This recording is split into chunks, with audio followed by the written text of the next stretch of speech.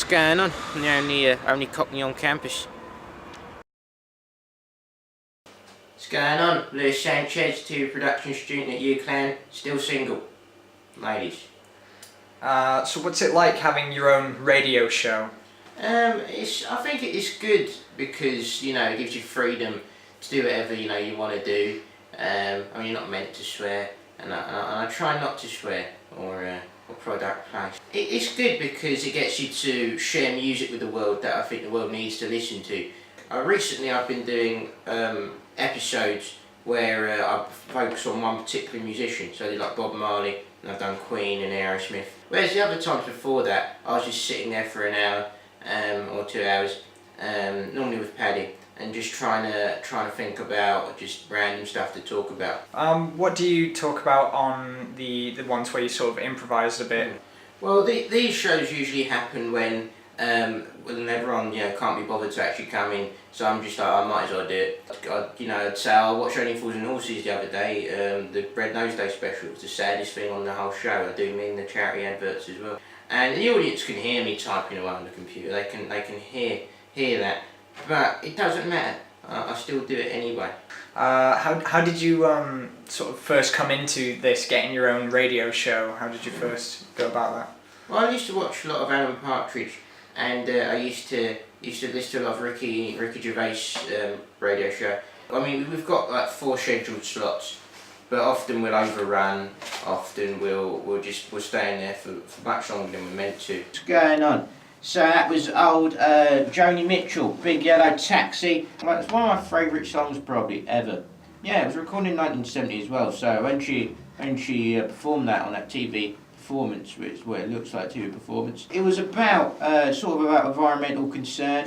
You build paradise, you build a parking lot. I know, my idea of paradise. If I painted paradise and someone put down a parking lot, I wouldn't mind too much, as long as that was the car park for a brothel, and I was the only man allowed inside it.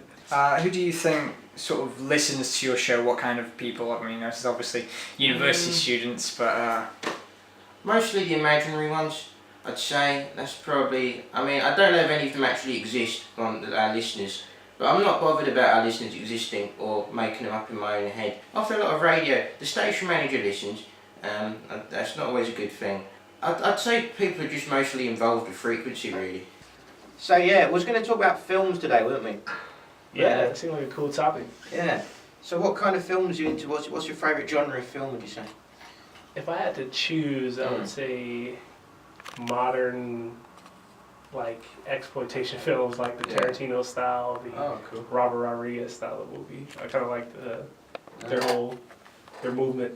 Have you seen that film, Dr. Stranger? I've never seen it, but it is a classic. I need to see it. Yeah, directed by Stanley Kubrick, probably my favourite film director. Django Unchained, think of that. Yeah, a good film. What do you think of him as a director, Tarantino? As a film, I think it was well made. I thought it was well shot, everything like that. The subject matter was pretty harsh at the time, but if you look at it now, was it Best Picture was 12 Years a Slave, so maybe he was a little bit before his time on. Okay, you study TV production.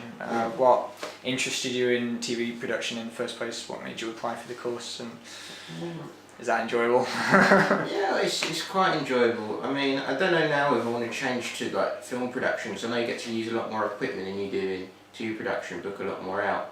I've always wanted to work in TV. My ideal sort of aim of it all is to write and direct my own sitcoms and sketch shows in the future.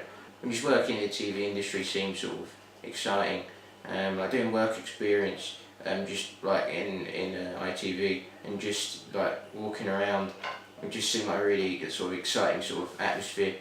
Have you used the TV studio in the Media Factory as a TV production student? Yeah, we used it.